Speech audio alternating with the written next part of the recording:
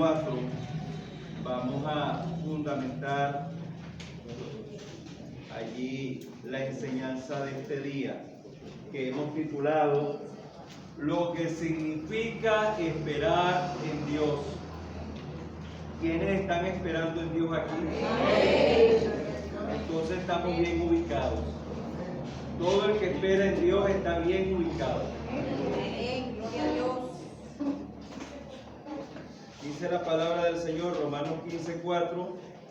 Vamos a leer bajo la bendición de nuestro amado Padre Celestial. 15:4. Porque las cosas que se escribieron antes para nuestra enseñanza se escribieron, a fin de que por la paciencia y la consolación de las Escrituras tengamos esperanza. Gloria a Dios. Muchas gracias, Dios, por tu palabra.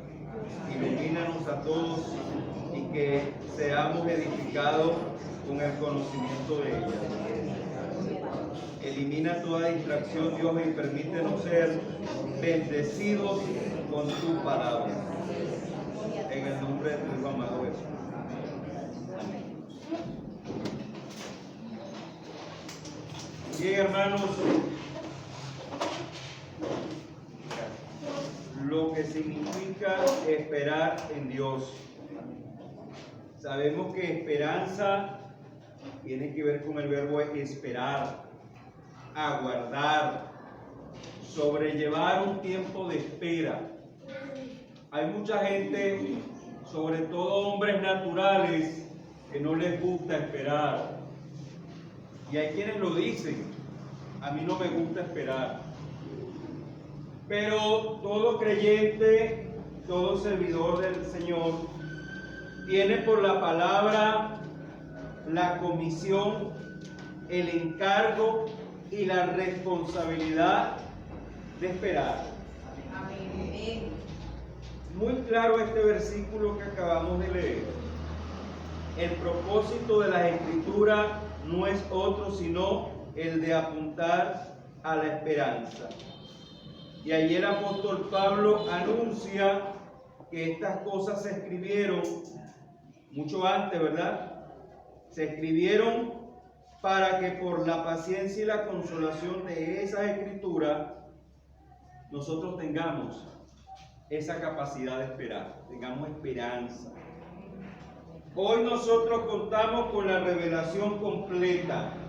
Hoy tenemos el acceso directo a las escrituras de Génesis hasta Apocalipsis, atravesando toda esa revelación que a través de diferentes escritores Dios ha compartido con la humanidad. Hoy somos privilegiados. Es bueno que lo sepamos. Es bueno que lo tengamos entendido. Que la iglesia de este tiempo es privilegiada por el solo hecho de contar con la bendita palabra de Dios, bien encuadernada, bien distribuida en las páginas. Pero aparte de la palabra, el tener al Espíritu de gracia que nos asiste, nos dirige y que nos ilumina para entenderla. Dios es un Dios de orden. Hermanos, la esperanza de Dios es un desafío para todo creyente.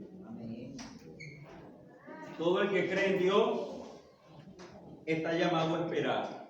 Miren, hay esperanzas legítimas y hay esperanzas ilegítimas. La verdad es que hasta los hombres que no son cristianos, que no profesan el nombre de Cristo, ellos también en su diario vivir tienen que desarrollar esa capacidad de espera. Pero hay esperanzas que son ilegítimas. Usted sabe que el delincuente, el narcotraficante, el que anda en malos hábitos, él hace su actividad, planifica su operación, esperando que las cosas le resulten bien. Cualquier oficio o profesión de esta tierra obliga al profesional, obliga al practicante a esperar siempre lo mejor, aun cuando lo peor sea lo que se presente. Cuando nosotros como iglesia de Dios decimos que abrigamos la esperanza, tenemos una esperanza legítima, pero la Biblia la distingue como esperanza viva. Así nos la presenta el apóstol Pedro. Una esperanza viva. Lo escribe en su primera carta, capítulo 1, la esperanza viva. En alguna oportunidad una señora cuenta la historia que su hijo murió, su hijo fue al ejército a prestar servicio militar, le avisaron a ella que él había muerto en combate, ella nunca vio el cuerpo, y entonces la señora se aferró a la idea de que le habían mentido. Y en su corazón de madre, ella siempre se consolaba con la idea de que él iba a regresar. Por lo tanto, dejó el cuarto siempre listo, con la ropa allí bien distribuida, no permitió que nadie más se metiera allí a cambiar algo. Todo lo dejó allí, porque ella dijo que hasta el final de sus días, ella estaría esperando que su hijo volviese, aun cuando estaba oficialmente declarado como difunto. Eso es una esperanza muerta. Nosotros hoy contamos con una esperanza que primeramente tiene un fundamento firme, inconmovible. La esperanza se fundamenta en una promesa o garantía. Y este fundamento de nuestra esperanza no es otro que la palabra de Dios. Amén. Como eso es así, y como Dios es fiel, amén. Amén. Como Dios lo que promete lo cumple. Amén. Y como las promesas que aún no han sido cumplidas se van a cumplir en su tiempo, entonces nosotros debemos estar resueltos ante el mundo, ante el sistema, y decirle al enemigo de nuestras almas que nosotros mantendremos sin fluctuar esta esperanza. Porque fiel es el que nos ha prometido. Esto es innegociable. Esta esperanza no tenemos derecho a dejarla a un lado. Para siempre, desde que Dios nos llamó, desde que tenemos conciencia de que Dios nos llamó y nos incorporó en su fila, y hasta el día que nos despidamos de esta tierra, debemos ir firmes en la esperanza. Amén. Gloria al Señor. Aleluya. Dos cosas vamos a decir, aparte de lo que hemos dicho ya, sobre la esperanza en Dios. Esta esperanza, en primer lugar, como una característica de ella, debemos decir que ella nos relaciona directamente con lo que no vemos. Con lo que no vemos. Por eso es que a mucha gente no le gusta. Porque mucha gente es visual. A mucha gente le gusta ver las bendiciones delante todo el tiempo. A mucha gente le agrada que sus objetivos estén a la vista. Pero resulta que hay cosas que no las tenemos delante. Hay cosas que no las podemos apreciar con estos ojos. Hay cosas que están reservadas para después. Porque en esperanza fuimos salvos. Pero la esperanza que se ve no es esperanza. Porque lo que alguno ve, ¿a qué esperarlo? Pero si esperamos con paciencia lo que no vemos, pero si esperamos lo que no vemos, con paciencia lo guardamos. Amén. Eso lo escribe allí el apóstol Pablo en Romanos 8, 24, 25. Si esperamos lo que no vemos, con paciencia lo aguardamos. Eso es otra cosa que a muchos no les gusta, la paciencia. Bueno, eso no hay que pedirla, esa está. Lo que hay es que desarrollarla con la gracia del Señor.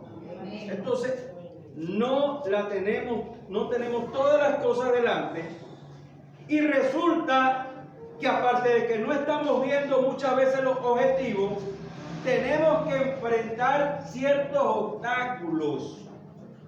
Por eso es que esta es una esperanza combativa. Nosotros estamos llamados, mientras militamos en esta tierra, en este cuerpo, a enfrentar ciertos obstáculos, ciertas barreras. Por eso es que decimos que el reino de los cielos le pertenece a los valientes. Aquí no hay espacio para la cobardía. Aquí a cualquiera le puede dar miedo, pero cobarde ninguno. Aquí hay gente valiente que cobra ánimo, fuerza y valor cada día que Dios le regala sobre la tierra. Gloria a Dios. Amados, lo segundo que vamos a decir en esta mañana, una segunda característica de esta esperanza, es que ella implica esfuerzo y perseverancia. Es una esperanza activa, no pasiva. No se trata de estar en una cola o en una fila esperando que me llegue el turno. Eso agota. Pero en este caso, la esperanza de la que nos habla la palabra es una esperanza activa, no pasiva. Porque estamos trabajándole al Señor. Porque estamos sirviéndole al Señor. Porque estamos desarrollando el músculo de la fe. ¿Sí o no? Amén. Dice allí Santiago 5:7, tener paciencia, para nosotros tener paciencia hasta la venida del Señor. Mirad cómo el labrador espera el precioso fruto de la tierra hasta que llega la lluvia temprana y la tardía. El labrador espera con paciencia el fruto de la tierra. Pero ¿por qué él está esperando una buena cosecha? Porque él primeramente sembró. Él primeramente trabajó.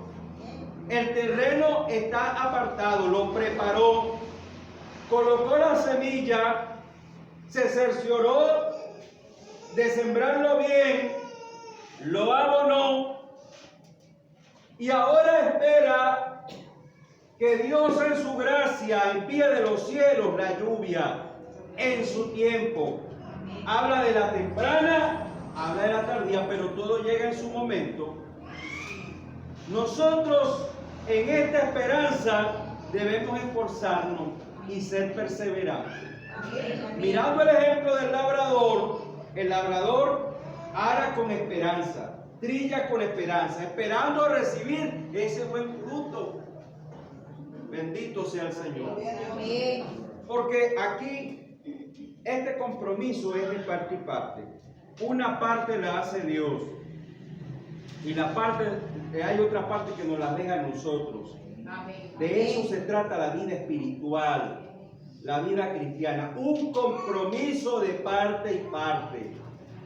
No todo lo hace Dios por nosotros y no todo nos toca a nosotros hacerlo sin Él. Él hace lo suyo, nosotros hacemos lo nuestro. Pero qué bueno es Dios que aún en la parte nuestra también nos ofrece la asesoría. Gloria a tu nombre. Qué bueno es Dios que aparte de la asesoría también nos capacita.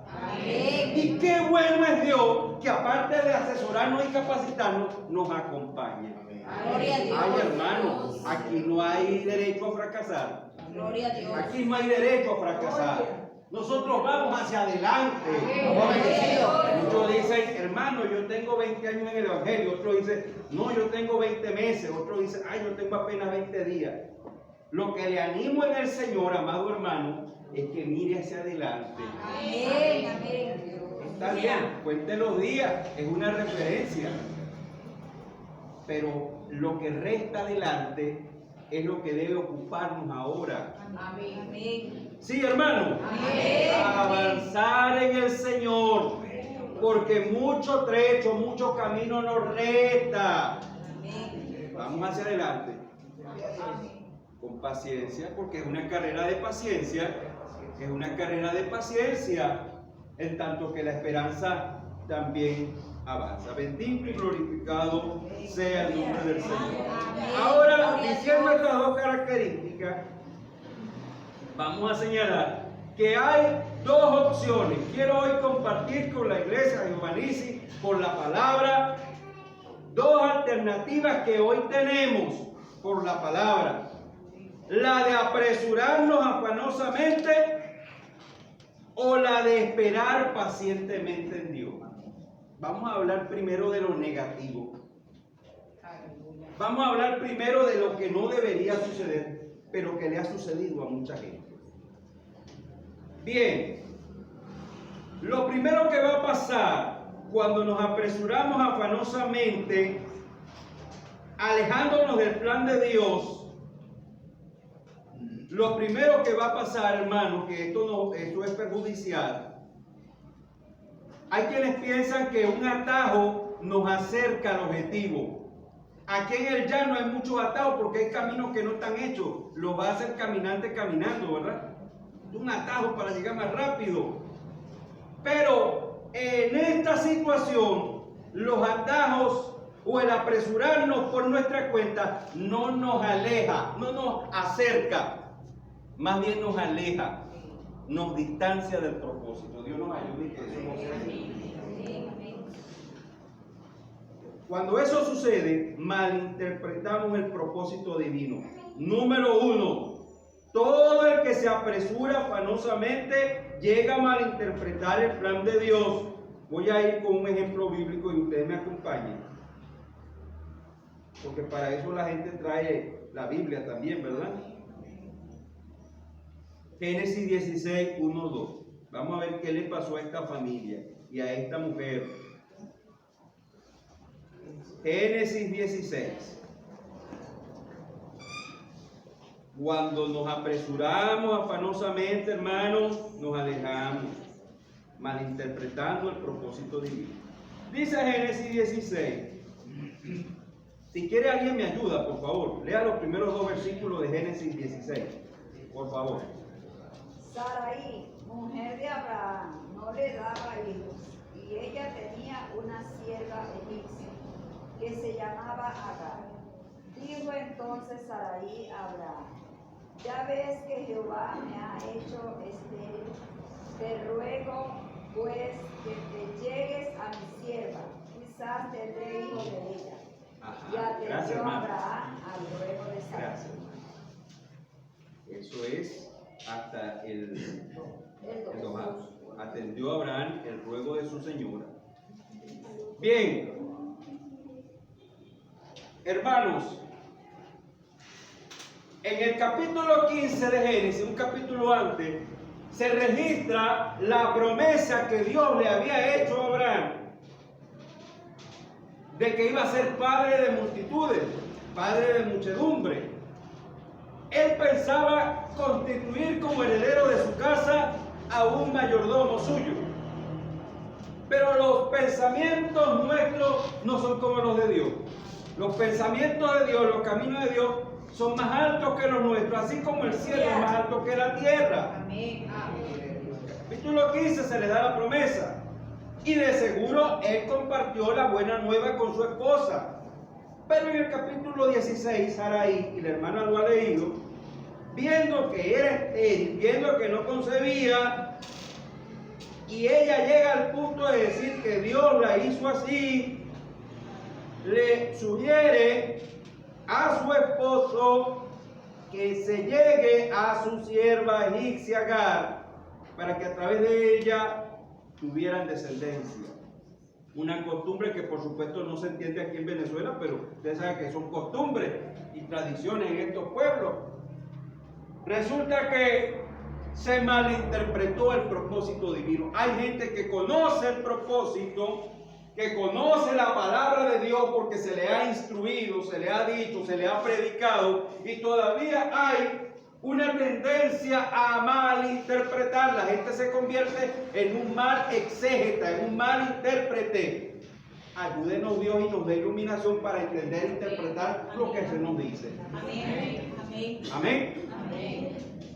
Sarai le sugirió esto a su esposo. Abraham atendió el ruego de su esposa. Efectivamente, la sierva egipcia tuvo un hijo, Ismael. Pero a partir de la historia bíblica allí en adelante, vemos lo que ocurrió. Las consecuencias históricas de aquel suceso todavía se están evidenciando hoy. La lucha entre dos culturas, entre dos pueblos, Eso porque la gente a veces piensa que cree haber entendido cuando no ha entendido correctamente. Se malinterpreta el propósito divino. Llega uno y le dice al otro: yo creo que como usted está soltero, usted lo que tiene, como alguna vez escuché ese consejo de alguien, lo oí pero no lo atendí, usted tiene que esperar a que llegue esa es. Eso no es así, eso no es automáticamente. Esta oferta laboral que le llega, si usted está orando y le llegó esta oferta, eso es de buenas a primeras. Tampoco. Nosotros debemos tomarnos nuestro tiempo, sobre todo para las grandes decisiones de la vida. Amén. Esto es, nos detenemos con Dios, pedimos su confirmación, su dirección, su guía, decidimos, porque a veces se malinterpreta las cosas. Se le dice a alguien: hermano, esta es la bendición que Dios te tiene. Lo único es que no te vas a poder congregar en un largo tiempo, pero aquí tú vas a poder beneficiarte. Cuidado, cuidado, porque los beneficios de Dios jamás nos obligan a sacrificar nuestra integridad en Dios. Las bendiciones de Dios no tienen que chocar con la integridad que Dios nos reclama. Bendito sea su nombre. Lo que pasa es que el que está esperando no es como el que no está esperando. El que está esperando tiene como cierta ansiedad y debe controlarse. Y si el que no está esperando no es solidario y más bien le añade angustia al que está esperando, lo presiona. Cuidado con eso, hermano. Vamos a ayudarnos. Amén. Vamos a ayudarnos y alentarnos en ese sentido. Segundo, lo otro que puede suceder cuando nos apresuramos afanosamente es que desordenamos nuestras prioridades. En la vida hay prioridades y cada una ocupa un lugar de mayor o de menor importancia. Vamos a ir juntos a 1 de Samuel 13, versículos 8 al 10. 1 de Samuel 13, del 8 al 10. Amén. Y le voy a pedir a otro hermano o hermana que me ayude también en la lectura. Versículos 8, 9 y 10.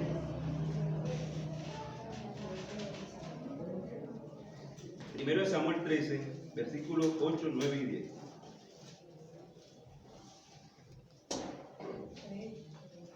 Y él esperó 7 días, conforme al plazo que Samuel había dicho. Pero Samuel no venía a Gilgal y el pueblo se le desertaba. Entonces dijo Saúl: traedme holocausto y ofrenda de paz. Y ofreció el holocausto. Y cuando él acababa de ofrecer el holocausto, he aquí Samuel que venía, y Saúl salió a recibirle para saludarle. Gracias, hermano. 7 días. En 1 de Samuel 10:8 está la referencia de que Samuel le había indicado al rey Saúl que debía esperar 7 días allí en Gilgal para realizar el sacrificio. Estaban en plena guerra campal contra los filisteos. Los filisteos fueron el hueso duro de roer durante el gobierno de Saúl.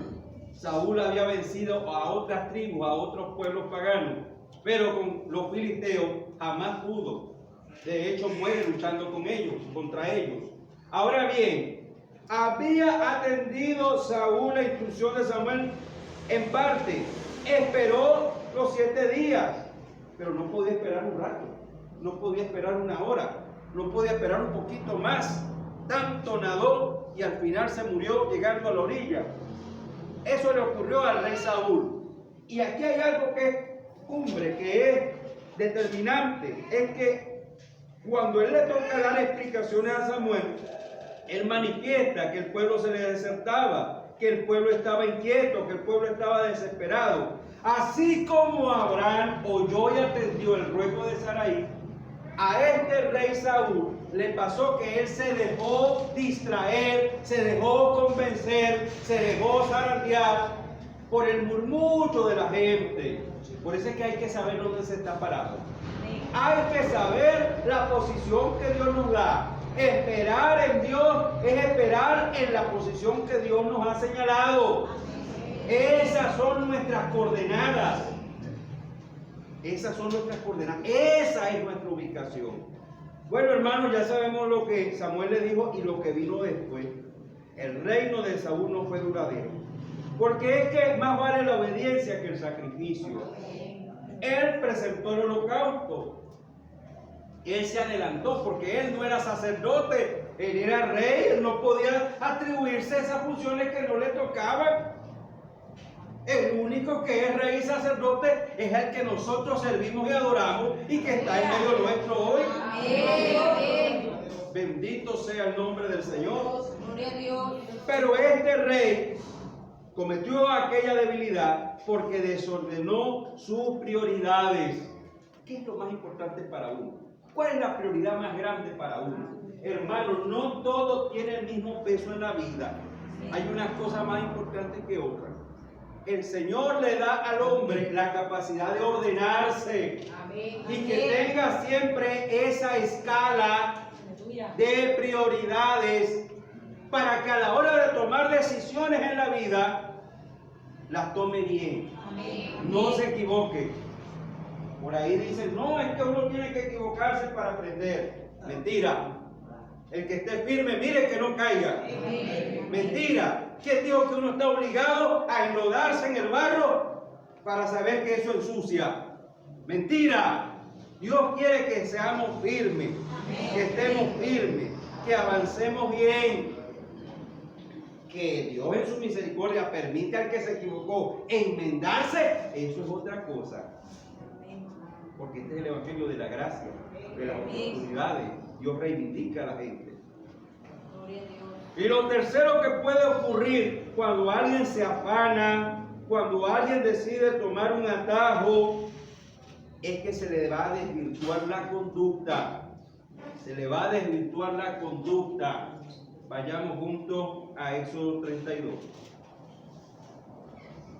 Gloria a Dios. ¿Estamos aquí? Amén. Gloria a Dios. No, porque yo lo veo a todos, sí, pero estamos aquí, ustedes saben. Ustedes me dicen. Éxodo 32. Hay gente que pasea en medio del culto, en la mente. ¿Quién me ayuda allí leyendo el primer versículo, por favor? De Éxodo 32. Viendo el pueblo que Moisés tardaba en descender al monte, se acercaron entonces a Aarón y le dijeron: levántate, haznos dioses que vayan delante de nosotros, porque a este Moisés, el varón que nos sacó de la tierra de Egipto, no sabemos qué le haya acontecido. Ajá. Moisés había subido al monte, había ya durado alrededor de 40 días, el pueblo estaba un poco desesperado, no todo, aclaro, porque se toma a veces la parte como el todo. Una parte de Israel estaba desenfrenada y convencieron al sumo sacerdote Aarón, que era el encargado de guiar al pueblo en esa ausencia de Moisés, para que les hiciera un dios pagano, una figura tangible que ellos pudieran ver, que ellos pudieran apreciar.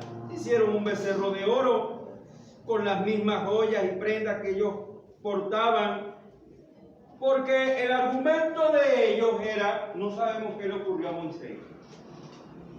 Y como el ser humano tiene una capacidad y una disposición de adorar, cuando no adoran al Dios verdadero, terminan enfocando esa disposición y esa necesidad hacia dioses falsos. Entonces convencieron al sumo sacerdote Aarón. Cuando llega Moisés de regreso y viene con él Josué, dice Josué, como alarido de guerra en el campamento. No, señor, esa gente está cantando, esa gente está bailando, esa gente está derrapada cantando música pagana. Así estaba ese grupo de israelitas. Sin embargo, cuando Moisés ve todo eso, que reacciona con las tablas, y luego, indignado por lo que veía, emplaza a los otros israelitas, y ahí se levantan los hijos de Leví, y acaban con aquella turba. Porque esas cosas pasan cuando la gente no sabe esperar en Dios. La conducta se le desvirtúa, se le deprava. Y dirán algunos, ¿y por qué esta persona hoy está haciendo esto? Si yo lo tenía como alguien ordenado, como alguien cabal, como alguien que se comportaba dignamente en su casa. ¿Qué le pasa a esa mujer que anda ahora por el mundo de esa manera? ¿Qué le pasa a ese hombre? ¿Qué le pasa a ese muchacho? Eso sucede cuando la gente se desenfoca. No esperó en Dios. Y resulta que no es nada más cómo comencemos nuestra carrera de la fe, sino también cómo terminemos. Amén. Aquí hay que comenzar bien, aquí hay que avanzar bien y aquí hay que terminar bien. Que el Señor nos ayude. Que el Señor nos ayude. Amén. 3 ejemplos bíblicos de lo que sucede cuando nos apresuramos queriendo tomar un atajo, pensando que con el afán acercamos el objetivo. Mentira, el afán no acerca el objetivo, el afán enferma, el afán mata. Gloria a Dios. No hay atajos, sino el camino de la voluntad de Dios, de la perfecta voluntad de Dios. Amén. Ahora veamos la otra alternativa, la que venimos promocionando, la que venimos pregonando. Pongamos mucha atención a esto. ¿Qué sucede cuando sí esperamos pacientemente en Dios? Pues hermanos, allí sí nos acercamos a los objetivos. Y ya sea mañana, la semana que viene, el mes que viene, el año que viene, viene la bendición, viene el beneficio, vienen los objetivos. Alabado sea el Señor. Amén. Gloria a Dios. En primer lugar, cuando uno decide esperar pacientemente en Dios, número 1, vamos a ser consolados. ¿Y por qué consuelo? Para el que está esperando. Porque el que está esperando, aquello que todavía no tiene, le puede generar cierta angustia. Cuando algo no está cumplido, cuando algo no lo tiene ya consumado, le puede generar cierta angustia. Hoy en día hablan del estrés. El estrés no es bíblico, ¿verdad? No está en la Biblia, pero sí sabemos que esas son las conductas que manifiesta la humanidad, que a través de los años no es que haya cambiado mucho la humanidad. Cuando nosotros vemos cómo se comporta la humanidad en la Biblia y vemos cómo se comporta hoy, vemos que al final no hemos cambiado mucho, si es que hemos cambiado en alguna manera. Consolación. El propósito de Dios es cuando esperamos en primeramente tranquilizarnos, poner las cosas en orden aquí, porque cuando las cosas están en orden aquí vamos a poder actuar bien. Vamos a poder actuar bien, comportarnos bien, porque el Señor va a estabilizar emocionalmente nuestra vida. Somos consolados, Salmo 31, 24. Esforzaos todos los que esperáis a Jehová, y tome aliento vuestro corazón. El salmista lo ha dicho. Salmo 31, 24. Debe uno esforzarse, pero debe también uno tomar aliento. Amén. Porque el Señor es nuestro consolador. Amén. Y cuando Jesús partió a la eternidad o partió a la presencia del Padre, nos dejó al Espíritu Santo, que es también consolador. Amén. Gloria a Dios. Bendito sea su nombre. Salmo 42, 5. ¿Por qué te abates, oh alma mía, y te turbas dentro de mí? Espera en Dios, porque aún he de alabarle, salvación mía y Dios mío. Dios mío. El salmista David tuvo que esperar, oiga bien, desde el momento que él irrumpe en la escena pública, que la palabra lo presenta, desde el momento de la unción, cuando Samuel va y lo unge, no es que inmediatamente él comenzó a ejercer el reinado. Eso lo sabemos todos, ¿verdad? Entre el tiempo de la unción y el tiempo de la coronación hubo una espera, pero él ya era el ungido de Jehová. Ya él era por disposición divina el nuevo rey de Israel. Pero hasta tanto que Saúl ocupara el trono, él debía esperar su tiempo. Y esto, por supuesto, no le fue fácil. Tuvo que luchar también consigo mismo. Su alma estaba turbada, tenía angustia. Muchas veces tenía que escapar, huir, esconderse. Esa es la historia de David, el dulce cantor de Israel. Pero primeramente él decidió que iba a esperar en Dios y él fue consolado por eso. Amén, amén. Consolación. Si alguno en esta mañana está desesperado aquí por algo, le decimos en el Señor, tome valor, fuerzas. Le decimos en el Señor, espere confiadamente, espere pacientemente, porque Él es el que saca a los hombres del lodo cenagoso, del pozo de la desesperación. Él es el que nos ubica en la peña, Salmo 40. Él es el que nos lleva al lugar alto, nos toma del lugar de la ignominia y nos conduce al lugar de la grandeza. Hay que consolarse con eso, hermano. El que no encuentra consuelo con las Escrituras no lo va a conseguir en ningún otro lugar. Cree que puede haberse salido con la suya, pero no es así. No es así. Consolación. Bendito sea el Señor. Gloria a Dios. Decía un presentador de noticias, el que espera desespera, pero en nosotros el Señor nos ayuda. Amén. Gloria a Dios. Segundo, ya estamos llegando a la parte cumbre, hermano. Después de ser consolado, el Señor quiere, y el Señor va a hacer posible, que recibamos nuevas fuerzas. Nuevas fuerzas. Isaías 40, 31 y 32. Isaías 40, versículos 30 y 31, corrijo.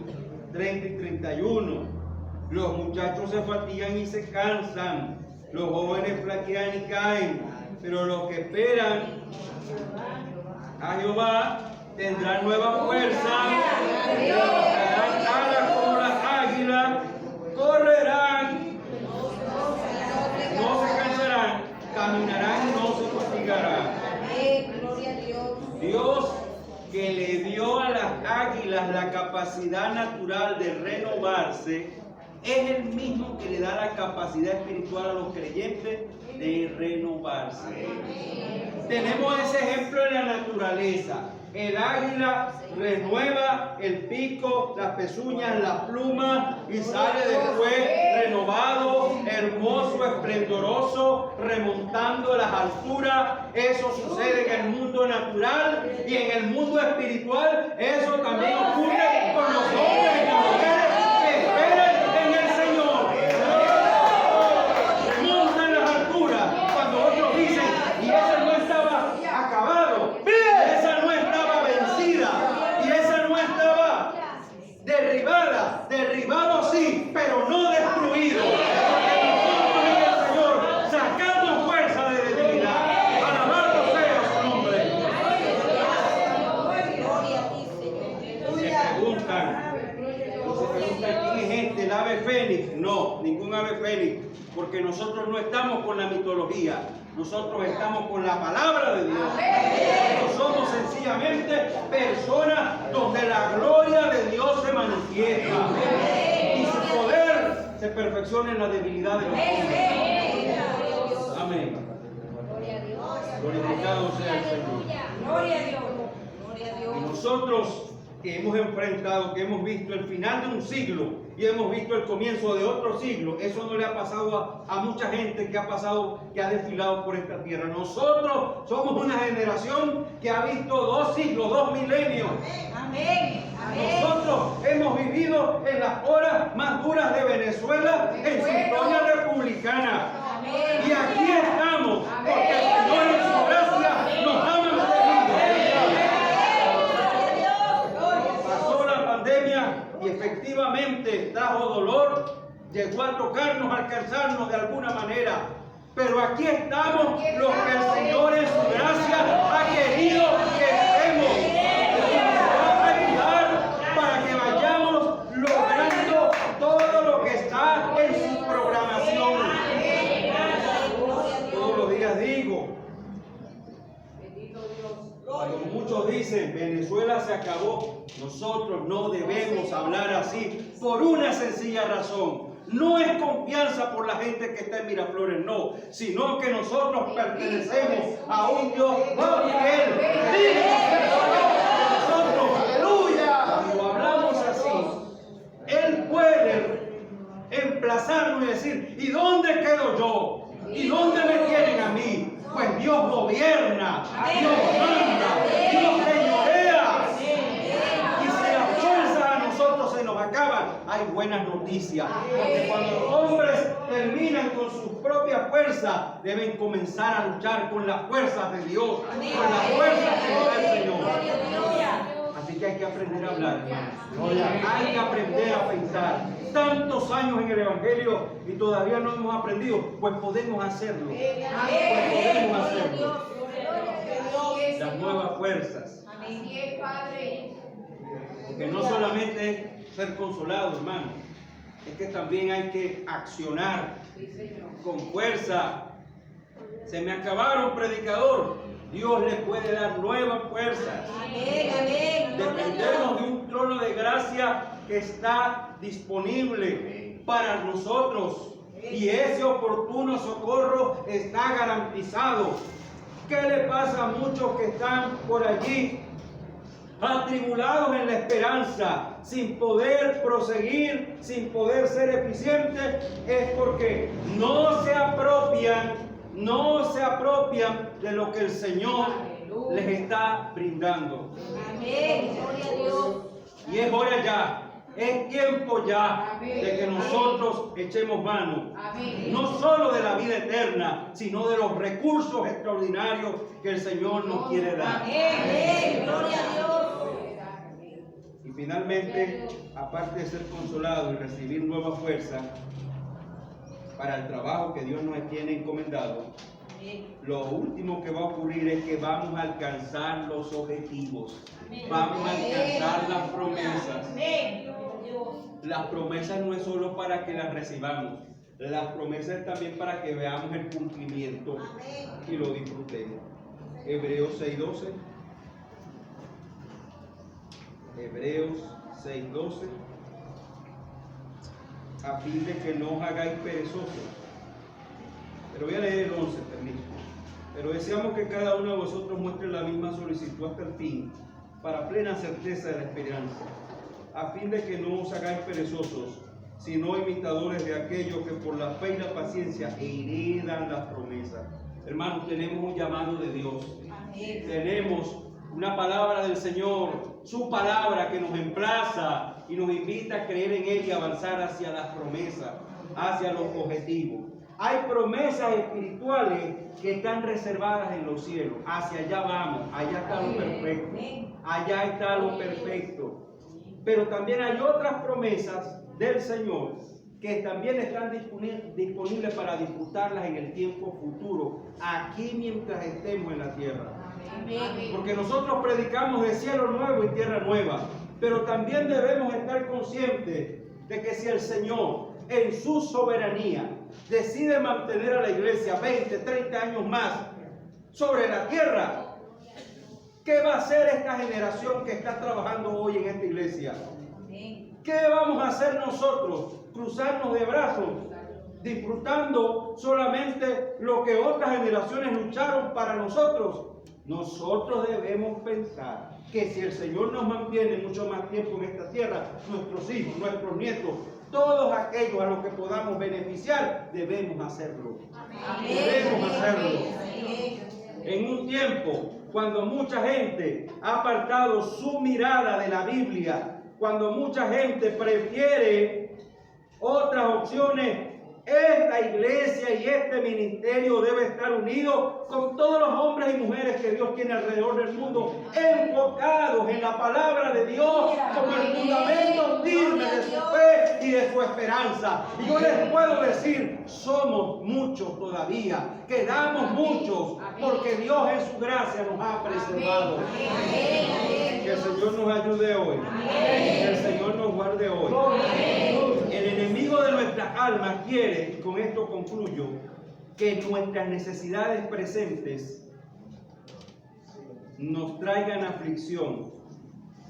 El enemigo quiere aprovecharse de nuestras necesidades presentes y de lo que aún estamos esperando para traer angustia a nuestras vidas. Sin embargo, Dios quiere enseñarnos que nuestra mayor necesidad es vivir fielmente en su voluntad. Todo lo demás es añadidura. Aprendamos a esperar en el Señor. Si lo hacemos, Dios se va a encargar de que lo disfrutemos y de que seamos grandemente enriquecidos. Que el Señor nos bendiga a todos. Padre eterno, hemos compartido tu palabra en esta mañana. Insistimos que tu